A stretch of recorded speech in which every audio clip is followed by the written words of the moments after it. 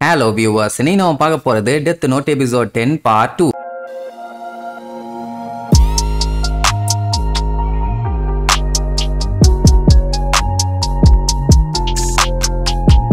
Open பண்ணா லைட்டோட அப்பா யகமிக்கு ஹார்ட் அட்டாக் வந்துச்சுல, அடிச்சு புடிச்சு ரெண்டு பேரும் போய் பாப்பாங்க. பார்த்தா நார்மல் ஹார்ட் அட்டாக் தான், ஒன்னும் பெருசாலாம் இல்ல. நெஞ்ச புடிச்சிட்டு கொலாப்ஸ் ஆகி விழுந்தப்போ கிரா தான் இப்படி பண்றானோன்னு நினைச்சு பயந்துட்டாராமா. பட் நல்ல வேலை, அந்த மாதிரிலாம் எதுவும் இல்ல, நான் நல்லா தான் இருக்கேன். கொஞ்சம் அந்த கேஸ் விஷயமா எக்ஸ்ட்ரா எஃபோர்ட் போட்டு வேலை பார்த்ததுனால பாடியில ஏகப்பட்ட பஞ்சாயத்து. அது மட்டும் இல்லாம அவரோட பையனை வேற கிரான்னு சஸ்பெக்ட் பண்ணி செக் பண்ணிட்டு இருக்காங்கல்ல, அந்த கவலையும் இருக்கும் இல்லன்னு எல்லு சொல்லுவானா. அட பாவி பயல, இதை எங்க அப்பா கிட்ட சொல்லிட்டியான்னு கேட்டா, ஆமாப்பா உங்க அப்பா கிட்ட எல்லாத்தையும் நான் சொல்லிட்டேன், நான் எல்லுங்கிற மேட்டர் கூட தெரியும்.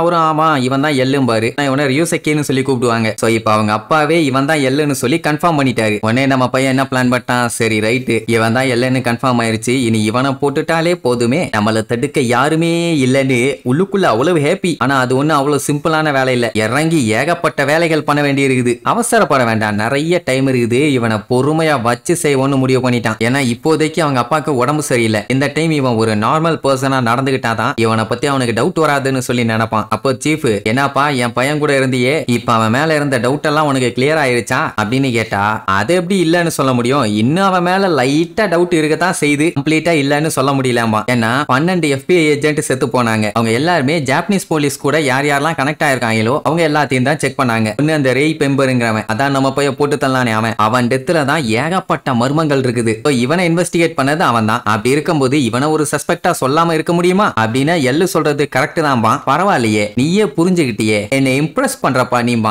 ஏன்னா நம்ம பையன் எல்லா விஷயத்தையுமே குயிக்காவும் அக்யூரேட்டாவும் புரிஞ்சுக்கிறான். அதுக்கப்புறம் தெளிவா சொல்லிடுவான், உங்களுக்கு இந்த கேஸ்ல என்ன இன்வெஸ்டிகேட் பண்ணணும்னாலும் சொல்லுங்க, நான் கோஆபரேட் பண்றேன். அதான் எங்க அப்பா நீ தான் எல்லுன்னு சொல்லிட்டாரு, எனக்கு இதுக்கப்புறம் எந்த கவலையும் இல்லாமா. இவனுக்குமே கிராவை எப்படியாச்சும் புடிச்சு இவன் கிரா இல்லன்னு சொல்லி ப்ரூவ் பண்ணுமாமா. இத சொன்னோன்னு அவங்க அப்பா என்ன சொல்லுவாரு, தம்பி நீ இன்னும் கொஞ்ச நாள்ல NPA குள்ள என்டர் ஆக போற, நல்லா படிக்கணும், இதெல்லாம் நீ அப்புறமா பண்ணிக்காம பாரு. டாடி என்ன இப்படி பேசிட்டு இருக்கீங்க, அதெல்லாம் முடியாது, எனக்கு எத்தனை வருஷம் ஆனாலும் சரி, நான் சத்தியமா சொல்றேன், அந்த கிராவால உங்களுக்கு ஏதாச்சும் ஆச்சு அதுக்கப்புறம் நான் தான் அவனை கதற சம்பவம் பண்ணுவேன்பா. இப்படி அவன் ஒரு வார்த்தையை சொன்ன உடனே அவங்க அப்பாவுக்கு மனசுக்குள்ள அவ்வளவு சந்தோஷம். அப்பாடா அப்படின்னா நம்ம பைய கிரா இல்லன்னு. இங்க எல்லுக்குன்னா பயங்கர குழப்பம், இவன் ஆட் பண்றானா இல்ல நிஜமாவே சொல்றானா ஒன்னும் புரியலையேன்னு மண்டைய பிச்சுக்கிட்டு இருப்பான். உடனே அவங்க அப்பா கூப்பிட்டு என்ன சொல்லுவாரு, இந்த கிராங்கிறவன் ஒரு ஈவில், அவன் மக்களை அநியாயத்துக்கு கொன்னுட்டு இருக்கான். எப்படி ஒரு பவர் அவனுக்கு கிடைச்சிருக்குன்னா அவன் நிஜமாவே அன்லக்கியான ஒரு காய் தான். அதை எப்படி அவனுக்கு யூஸ் பண்ணணும்னு கூட தெரியல. மக்களை கொன்னு அவனுக்கு என்ன சந்தோஷம் கிடைக்க போகுது, அவன்லாம் மனுஷனா உருப்புடுவானா அப்படி இப்படின்னு வாங்குவாங்கன்னு வாங்குவாரு. எல்லாமே அதான் சொல்லுவான். இன்கேஸ் கிரா ஒரு நார்மல் பர்சனா இருந்து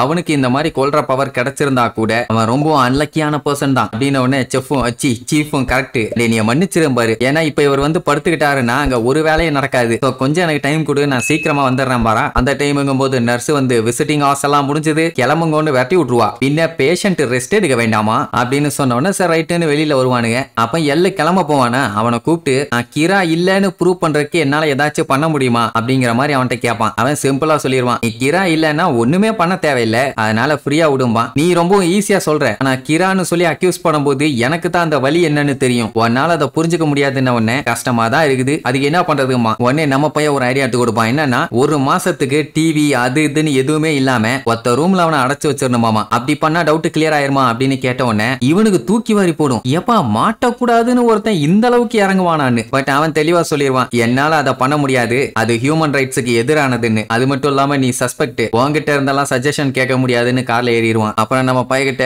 சும்மா இதெல்லாம் போட்டு மண்டையா உடச்சுக்கிட்டு இருக்காத, முதல்ல உங்க அப்பாவை போய் பாரு, அவர்கிட்ட பேசும்போது நீ கிரா இல்லன்னா எனக்கு தோணுச்சு, கிளம்புமா. பட் நம்ம பையன் தெளிவா சொல்லிடுவான், நான் எந்த ஒரு இன்வெஸ்டிகேஷனாலும் கோஆபரேட் பண்ண ரெடி, என் டேடி ரெடியாகி வர்ற வரைக்கும் என்னால கண்டிப்பா எதுவும் பண்ண முடியாது, அதனால அதுக்கப்புறம் வேணா பாத்துக்கலாம். சரி ஓகேன்ட்டு அவனு கிளம்பிடுவானா. இங்க நம்ம பையன் மண்டைய உடச்சுக்கிட்டு இருப்பான், இவனை எப்படி கோர்த்து விட்டு போட்டு தள்ளலான்னு. அதுக்கு இவன் பேரு தெரியணுமே. இங்க இவனுக்கு குழப்பம், லைட்டு நீ கிராவா இல்லையா எனக்கு தெரிஞ்சாகணும்னு. இங்க லைட்டு ரியூக்கு கிட்ட, நான் என்னைக்குமே அன்லக்கியா ஃபீல் பண்ணதே இல்ல, இந்த புக் எடுத்ததுல இருந்து எனக்கு இந்த மாதிரி ஒரு பவர் கிடைச்சிருக்குது, அது எனக்கு சந்தோஷம் தான், அதை வச்சு நான் ஒரு புதுசா சூப்பரான உலகத்தையே உருவாக்க போறேன் அப்படின்னு சந்தோஷப்படுவானா. ரியூக்கு என்ன சொல்லும், அந்த புக்கை எடுத்ததுக்கு சந்தோஷப்படுறியோ இல்ல நீ அன்லக்கியோ, ஆனா ஒருத்தன் கூட ஷினிகாமி இருக்குதுன்னா அது துரதிர்ஷ்டம் தான் சொல்லுவாங்கன்னு சொல்லுமா. அந்த அந்த துரதிர்ஷ்டத்தை நான் அதிர்ஷ்டமா மாத்தி காட்டுறேன்ட்டு தில்லா சொல்லிட்டு போவான். அப்படியே கட் பண்ணா ஒரு டிவி ஸ்டேஷனை காட்டுறாங்க. அங்க இருக்கிற சீஃப் அங்க இருந்த ரிப்போர்ட்டர்ஸ் எல்லாத்தையும் பிடிச்சி வாங்குன்னு வாங்கிட்டு இருக்கான். ஏன்னா அவனுக்கு கிராவை பத்தி டிவில நிறைய நியூஸ் போடணும். ஆனா எந்த ஒரு நியூஸுமே கிடைச்ச மாதிரி இல்ல. யாராச்சும் ஒரு நல்ல கதையை கொண்டு வாங்கடா, அப்பந்தாண்டா நம்ம டிஆர்பி ரேட்டிங் பிச்சுக்கிட்டு போவோம்னு சொல்லுவாரு. இப்ப என்னன்னா முன்ன மாதிரி இல்ல, போலீஸுங்க இது எல்லாத்தையுமே மூடி மறைச்சு ரொம்ப சீக்கிரட்டா பண்ணிட்டு இருக்காங்க. அதனால என்ன பண்றதுன்னு தெரியலன்னு சொன்ன உடனே வண்டியா திட்டுவான். எந்த கதையும் கிடைக்கலன்னா நீங்களே கதை கட்டுங்கடா கபோதிங்களாம்பானா. அப்போன்னு பார்த்து டைரக்டருக்கு ஏதோ ஒரு டெலிவரி ஒண்ணு வரும். என்னடான்னு பார்த்தா ஒரு 3-4 கேஸ்ட்